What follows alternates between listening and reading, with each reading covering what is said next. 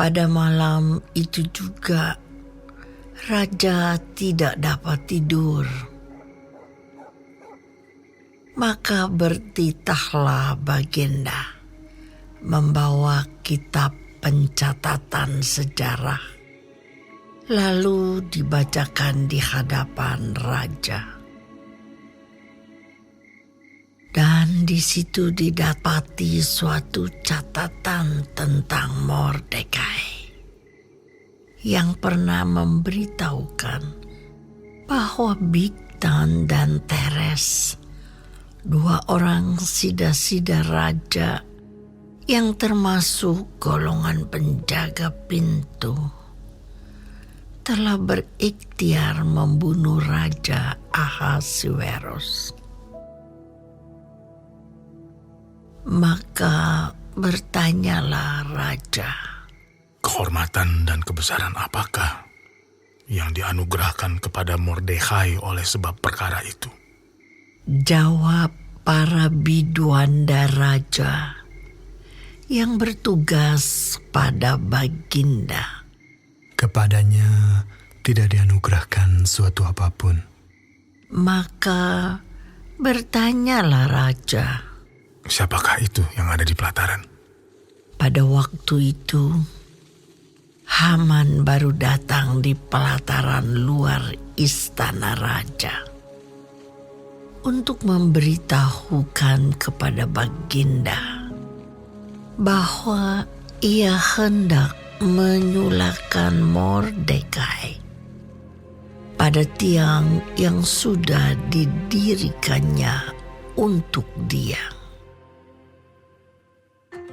Lalu jawab para biduanda raja kepada Baginda, Itulah Haman, ia berdiri di pelataran. maka titah raja. Suruhlah dia masuk. Setelah Haman masuk, bertanyalah raja kepadanya, Apakah yang harus dilakukan kepada orang yang raja berkenan menghormatinya? kata Haman dalam hatinya. Kepada siapa lagi raja berkenan menganugerahkan kehormatan lebih dari kepadaku? Oleh karena itu jawab Haman kepada raja, Mengenai orang yang raja berkenan menghormatinya, hendaklah diambil pakaian kerajaan yang biasa dipakai oleh raja sendiri. Dan lagi, kuda yang biasa dikendarai oleh raja sendiri, dan yang diberi mahkota kerajaan di kepalanya. Dan hendaklah diserahkan pakaian dan kuda itu ke tangan seorang dari antara para pembesar raja. Orang-orang bangsawan. Lalu hendaklah pakaian itu dikenakan kepada orang yang raja berkenan menghormatinya. Kemudian hendaklah ia diarak dengan mengendarai kuda itu melalui lapangan kota, sedang orang berseru-seru di depannya. Beginilah dilakukan kepada orang yang raja berkenan menghormatinya.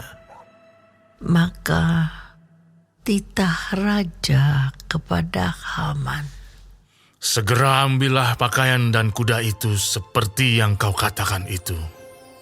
Dan lakukanlah demikian kepada Mordekai, orang Yahudi yang duduk di pintu gerbang istana. Sepatah kata pun janganlah kau lalaikan daripada segala yang kau katakan itu. Lalu Haman mengambil pakaian dan kuda itu, dan dikenakannya pakaian itu kepada Mordekai. Kemudian diaraknya Mordekai melalui lapangan kota itu, sedang ia menyerukan di depannya, Beginilah dilakukan kepada orang yang raja berkenan menghormatinya. Kemudian kembalilah Mordekai ke pintu gerbang istana raja. Tetapi Haman bergesa-gesa pulang ke rumahnya dengan sedih hatinya dan berselubung kepalanya. Dan Haman menceritakan kepada Zeres istrinya dan kepada semua sahabatnya apa yang dialaminya. Maka kata para orang arif bijaksana dan Zeres istrinya kepadanya, "Jikalau Mordekai, yang di depannya engkau sudah mulai jatuh, adalah keturunan Yahudi, maka engkau tidak akan sanggup melawan dia. Malahan, engkau akan jatuh benar-benar di depannya." Selagi mereka itu bercakap-cakap dengan dia, datanglah sida-sida raja, lalu mengantarkan Haman dengan segera ke perjamuan yang diadakan oleh Ester.